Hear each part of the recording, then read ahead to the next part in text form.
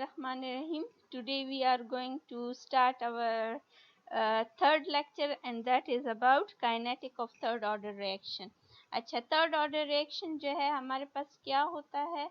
अच्छा, इस लेक्चर में हम पहले क्या क्या पढ़ेंगे। इस लेक्चर में हम देखेंगे कि about the introduction of third order kinetics, ठीक है। इसके अलावा मैथमेटिकल इक्वेशन देखेंगे, फिर डेटा कैसे इंटरप्रेट करते हैं इसके बारे में देखेंगे, और in the end we will study a few example of third order reaction.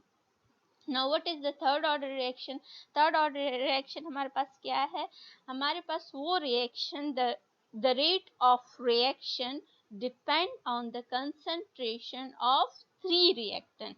हमारे पास जब rate of reaction जो है वो depend करे तीन रिएक्टेंट के कंसंट्रेशन पे, तो वो हमारे पास थर्ड ऑर्डर रिएक्शन होता है। अब थर्ड ऑर्डर रिएक्शन के हमारे पास डिफरेंट टाइप्स आ जाते हैं। मतलब जितने भी आपके पास रिएक्टेंट है, मतलब थ्री रिएक्टेंट्स हैं, तो सबका जो कंसंट्रेशन है वो सेम हो, ठीक है। ये एक टाइप हो गया। फिर ऐसे भी हो सकता है कि तीनों का जो रिएक्टेंट है उनका कंसंट्रेशन डिफरेंट हो, ये हमारे पास सेकंड टाइप हो गया। थर्ड टाइप हमारे पास ये हो सकता है कि हमारे पास any of two of reactant have same concentration while third one have different concentration, तो ये हमारे पास थ्री हो गया। तो मींस हमारे पास थर्ड ऑर्डर रिएक्शन को we can categorize into three different types, ठीक है। इन these three different types, the rate of the reaction depend on the concentration of all the three of the reactant. इसीलिए ये तीनों जो है टाइप्स हैं third order reaction के। किसी का भी कंसंट्रेशन आप डिस्टर्ब करो तो रेट ऑफ रिएक्शन भी डिस्टर्ब होता है। अब हम इस करने जा रहे हैं first type, third order reaction की फर्स्ट टाइप, जिसमें हमारे पास तीनों रिएक्टेंट का कंसंट्रेशन सेम है। Let us consider this reaction. In this reaction, A convert into product. ठीक है, this three shows that there are three different reactant. ठीक है, अब इसको थर्ड ऑर्डर रिएक्शन को हम इस फॉर्म में भी रिप्रेजेंट कर सकते हैं। इसके अलावा इसको हम ऐसे भी रिप्रेजेंट कर सकते हैं A plus A plus A, ठीक है। तो थ्री टाइम्स अगर हम A लिख लें तो वो भी जो है आपके पास सेम थर्ड ऑर्डर रिएक्शन ही होगा। अच्छा, this is the simplest representation of third order reaction in which we can say that three reactant A convert into the product B, ठीक है। अब हमारे पास रेट क्या है, रेट ला क्या है। According to the rate law, rate is directly proportional to the concentration of reactant, ठीक है। रेट ला हमें क्या कहता है कि रेट जो है वो डायरेक्टली प्रोपोर्शनल है concentration of reactant. Here we have reactant A, ठीक है, तो इसलिए हमने क्या लिखा ए। थ्री हमारे पास क्या है, थ्री हमारे पास है जो रिएक्टेंट, जो थ्री डिफरेंट रिएक्टेंट है, सबका कंसंट्रेशन सेम है, तो इसलिए हमने कलेक्टिवली थ्री लिख लिया। अब रेट जो है we know that rate is equal to minus d A by d t, ठीक है, ये आपने डेफिनेशन में भी देखा होगा। तो rate is minus d A by d t, minus sign shows that the concentration of A decreases with passage of time. अब हमने प्रोपोर्शनैलिटी कांस्टेंट को कन्वर्ट किया इक्वालिटी में, इक्वालिटी में कन्वर्ट किया तो हमने प्रोपोर्शनैलिटी कांस्टेंट के लगाया और A एज इट इज ही आ जाएगा। अच्छा, तो ये हमारे पास क्या है, ये हमारे पास हो गया third order reaction. Rate of reaction is proportional to the exponent 3 of the reactant concentration. ये इसी को डिफाइन किया है। अब हम आगे करते हैं इसको। ये हमारे पास क्या है, ये हमारे पास आ गया थर्ड ऑर्डर रिएक्शन के लिए। इस थर्ड ऑर्डर रिएक्शन में ए जो आपको नजर आ रहा है ये आपके पास है molar concentration of reactant A, ठीक है। टी जो है ये आपके पास है टाइम, और के जो है ये आपके पास है रेट कांस्टेंट। अच्छा, dA/dt = KA3। इस इक्वेशन को हमने क्या करना है, रीअरेंज करना है, या सिंपल वर्ड में हम कह सकते हैं कि इसको क्रॉस मल्टीप्लाई कर दें। जब क्रॉस मल्टीप्लाई करेंगे या रीअरेंज करेंगे तो A3 जो है इधर आ जाएगा और ये जो dt है ये इधर चला जाएगा। हमने ये क्या किया, सिंपल हमने रीअरेंज कर लिया किस चीज को, इस एक्सप्रेशन को। अब हम क्या करेंगे, we will going toward integration. हम इसको इंटीग्रेट कर देंगे, ठीक है, इसको इंटीग्रेट कर, इसको भी इंटीग्रेट, के जो है हमारे पास कांस्टेंट है तो इस पे इंटीग्रेशन अप्लाई नहीं होगा। अच्छा, डिफरेंशियल इंटीग्रेशन जो है इधर, ये इंटीग्रेशन डी के साथ कैंसिल हो जाएगा। अच्छा, अगेन ये वही टर्म है, इसको हम पहले सॉल्व कर लेते हैं, ये इजी है। तो ये dt इसके साथ कैंसिल हो जाएगा, आपके पास जस्ट रह जाएगा kt। और ये प्लस कहाँ से आई, प्लस z, ये z आपको शो कर रहा है, ये आपके पास इंटीग्रेशन कांस्टेंट है, z is integration constant. Now we will solve this term. So how we can solve this term. ये जो है हमारे पास a है -3, ये इधर डिवीजन में है तो हमने ऊपर लिख लिया, तो माइनस साइन कहाँ से आया, डिवीजन की वजह से, ये +3 माइनस में चला गया। अच्छा, ये जो है +1, ये हमारे पास इंटीग्रेशन का जो फॉर्मूला है वो हमने अप्लाई किया, डिवाइडेड बाय, हम ये जो पावर में आ गया इसको हम नीचे लिख देंगे, -3 + 1। ये हमारे पास क्या है, ये इंटीग्रेशन का फॉर्मूला है, ये इंटीग्रेशन का फॉर्मूला है। हमने क्या किया, जो पावर है उसके साथ +1 जो है हम ऐड कर लेंगे, और वही जो आपके पास पावर में आएगा उसको डिवीजन में भी लिख देंगे। इसको हम सॉल्व करेंगे तो -3 + 1 से आपके पास आ जाएगा -2, इधर से -3 + 1 से आपके पास आ जाएगा -2, ठीक है। अब ये माइनस माइनस जो है ये क्या हो गए, प्लस हो गए, तो इसलिए कोई साइन नहीं आया। और ये जो -2 है इसको हमने क्या किया, ये डिवीजन में चला गया, ये डिवीजन में चला गया, तो इसलिए ये +2 बन गया, 1 डिवाइडेड बाय a बन गया।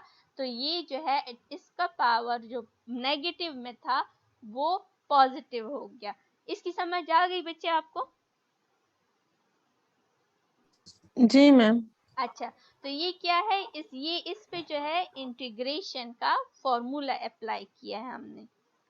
अच्छा, हमारे पास क्या आ गया, ये टर्म आ गया, इसमें हमारे पास z जो है ये इंटीग्रेशन कांस्टेंट है, द वैल्यू ऑफ z। अब हम आगे क्या करेंगे, we will evaluate the value of z। How can we determine the z। अब हम इसका कैसे डिटरमाइन करेंगे z की value, by applying the boundary condition.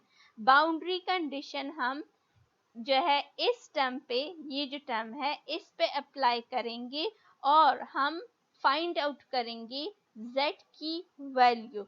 z की वैल्यू कैसे फाइंड आउट करेंगे कि एट टाइम 0, जब हमारे पास टाइम 0 था तो हमारे पास रिएक्टेंट की कंसंट्रेशन 0 थी, मतलब a जो था वो A0 था।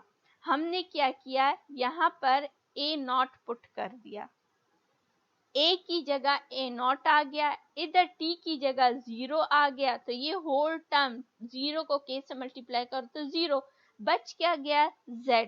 तो z is equal to 1 divided by 2A0 whole square. ये आपके पास z की वैल्यू आ गई।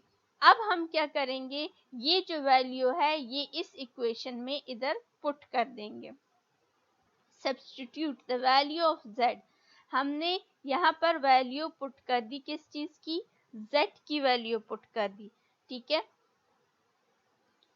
अब हम क्या करेंगे, इस इक्वेशन को थोड़ा सा अगेन रीअरेंज करेंगे। तो हमारे पास ये जो 2 है, 2 को इधर भी मल्टीप्लाई कर देंगे, 2 को इधर भी मल्टीप्लाई कर देंगे, इधर से 2 2 कैंसिल हो जाएगा, तो ये खत्म हो गया, इधर 2 आ जाएगा, ठीक है। इक्वेशन हमारे पास रीअरेंज हो गया इस फॉर्म में, इधर भी 2 जो है मल्टीप्लाई हो जाएगा जी। ए नॉट क्यों आ गए, ए नॉट में ये ए नॉट मतलब जो कंसंट्रेशन है ए की वो 0 है। ये मैंने बाउंड्री जी कंडीशन मैम। अप्लाई किए। इधर देखो, ये मैंने कहा है ना, हम z की वैल्यू डिटरमाइन करेंगे। How we will can determine it by applying the boundary condition. And what are these, कि हमारे पास टाइम जब 0 होता है तो ए की कंसंट्रेशन भी 0 होती है, तो इसलिए हमने ए की जगह ए नॉट पुट किया। अभी समझ आई? जी मैम। अच्छा अच्छा, यहाँ तक समझ आ गई आपको? जी ये मैम टू आ कैसे गए। आ गया? अच्छा, टू को हमने क्या किया, हर जगह पे मल्टीप्लाई कर दिया, तो इधर टू कैंसिल हो गया, इधर भी टू कैंसिल हो गया, इधर भी, इधर टू आ गया, इधर इसलिए टू नहीं है और इधर है। अब हम क्या करेंगे, ये जो आपके पास 1/a0² है, इसको इक्वलिटी के इस साइड पे ले आएंगे, तो ये प्लस जो है हमारे पास माइनस बन जाएगा, तो ये इस फॉर्म में आ जाएगा और ये हो जाएगा 2k2। ये आपके पास क्या बन गया, इक्वेशन।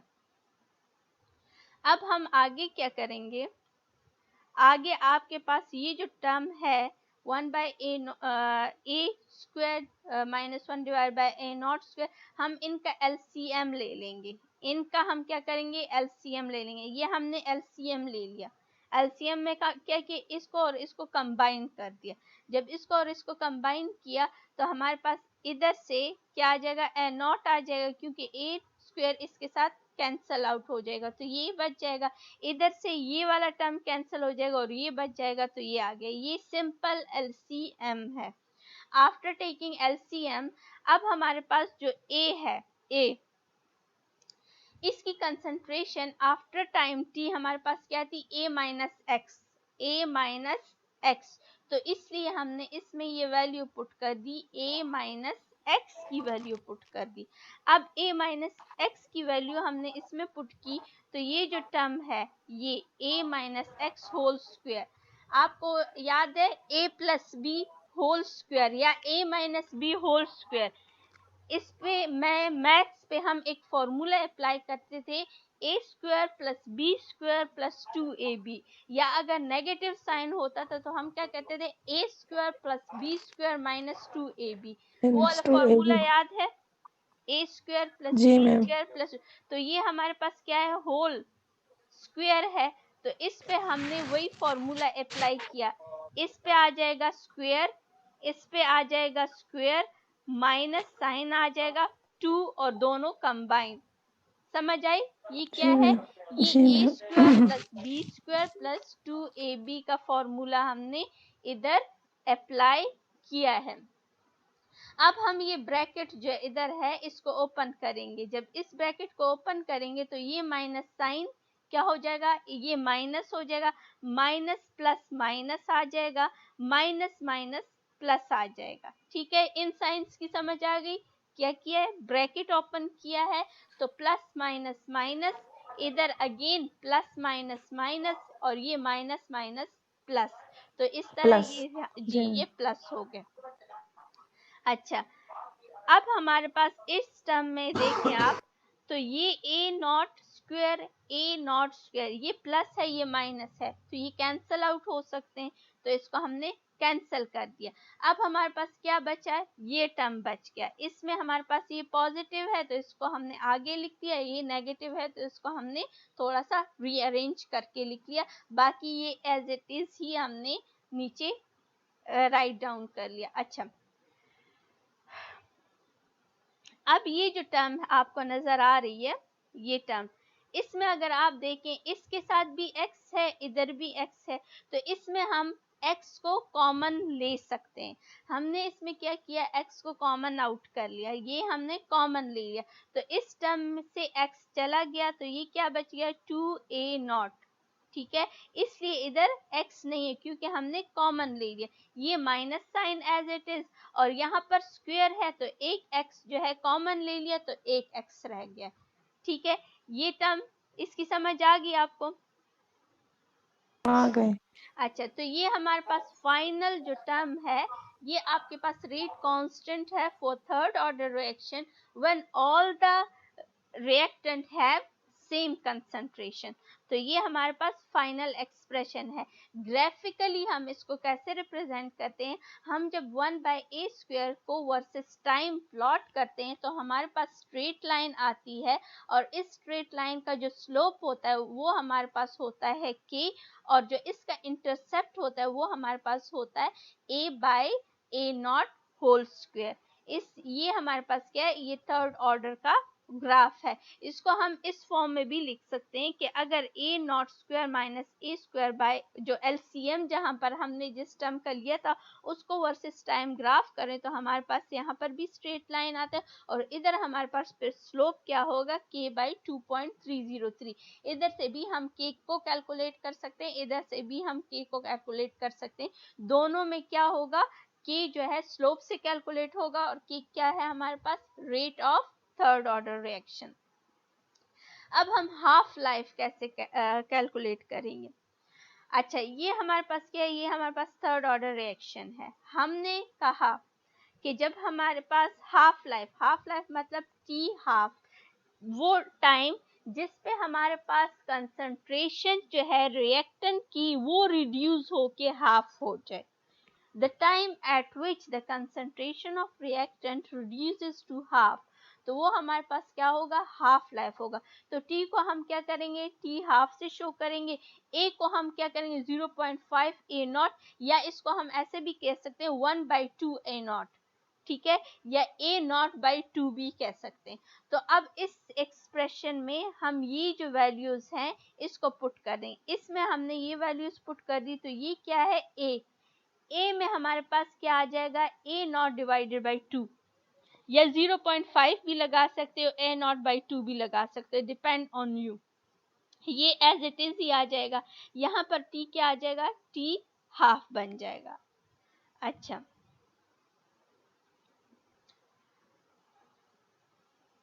ये तो एज इट इज ही हमने इसी इक्वेशन को नीचे उतार लिया है।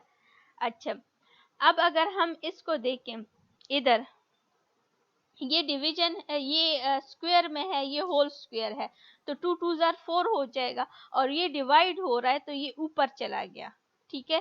ये कहाँ से आया, ये 2 जो है इसका हमने क्या किया, स्क्वायर ले लिया, 2 2 4 हो गया, और ये ऊपर चला गया, तो ये क्योंकि वो देखा है ना, आपको मैथ का रूल तो आता है, 1 डिवाइडेड बाई 2 डिवाइडेड बाई 1, तो ये 1 डिवाइडेड बाई 2 डिवाइडेड बाई 4, तो ये 4 क्या ऊपर चला, मल्टीप्लाई में चला जाता है, ठीक है। तो ये मैथ का सिंपल रूल अप्लाई किया, ये एज इट इज ही आ गया, ये भी। अब हम सॉरी,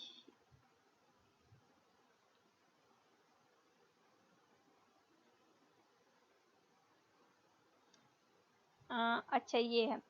अच्छा, अब इधर हम क्या करेंगे, 4 से 1 माइनस हो गया, ठीक है। इसमें हमने क्या अगेन लिया, एलसीएम, अगेन क्या लिया, एलसीएम, और एलसीएम लेने के बाद हमारे पास 4 से 1 माइनस हो गया, तो क्या बच गया, 3।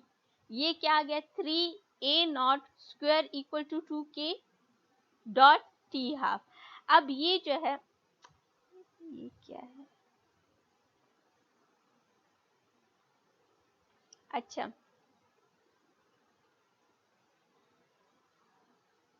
ये क्या हो रहा है, सॉरी, ये बार बार जो है,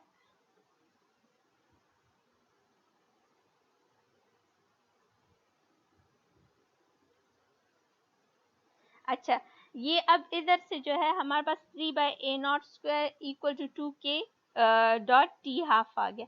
हमने फाइंड करना है हाफ लाइफ, तो हम इस टी हाफ को आइसोलेट कर देंगे। कैसे आइसोलेट करेंगे कि हम 2k को दोनों साइड पे डिवाइड कर देंगे, दोनों साइड पे 2k को डिवाइड कर देंगे। इधर 2k से कैंसिल हो जाएगा, तो यहाँ पर क्या रहेगा, टी हाफ, और यहाँ पर ये 2k डिवीजन में आ गए, तो आपके पास half life third order reaction की क्या आ गई, 3/2k a0 होल स्क्वायर। ये आपके पास हाफ लाइफ है of for third order reaction. The half-life of third order reaction is inversely proportional to the square of the reactant initial concentration, मतलब half life आपके पास initial concentration जो reactant है उसके inversely related है।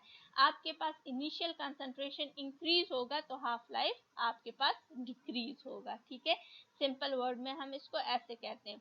अच्छा, half life हम कैसे calculate कर सकते हैं? Consider this example. ये अब हमारे पास एक एग्जांपल है, हमारे पास k जो है 0.1 गिवन है, ए नॉट भी हमारे पास गिवन वैल्यू है, दैट इज 2 मोल पर लीटर। हम क्या करेंगे, इन वैल्यूज को इस इक्वेशन में पुट कर देंगे। k की जगह हमारे पास क्या आ जाएगा 0.1, ए नॉट की जगह क्या आ जाएगा हमारे पास 2। इनको हम कैलकुलेट करेंगे तो हमारे पास हाफ लाइफ कैलकुलेट हो जाएगा which will be equal to 1.25 seconds. So this is the T half. If we have K is equal to 0.1 and a reactant concentration is equal to 2 mole per liter. अच्छा, now these are some example of third order reaction. Here this is the third order reaction of nitrous oxidation जो हम करते हैं nitrogen oxide की। तो ये हमारे पास to reactant of NO plus 1 reactant of oxygen, so 2 plus 1 कितने हो गए 3। so 3 reactant जो हैं उन्होंने हमें 2NO2 दिया। so this one is the example of third order reaction and this is also the example of third order reaction. It's all about third order reaction in which the initial concentration of all the reactant are same. इसमें हमने क्या पढ़ा है, हमने ये पढ़ा था the rate of third order reaction is proportional to the exponent 3 of the reactant concentration। ठीक है, फिर इसके बाद हमने ये कहा कि the rate unit जो है वो 1 divided by concentration square per time है, means कि liter mole per mole square per second।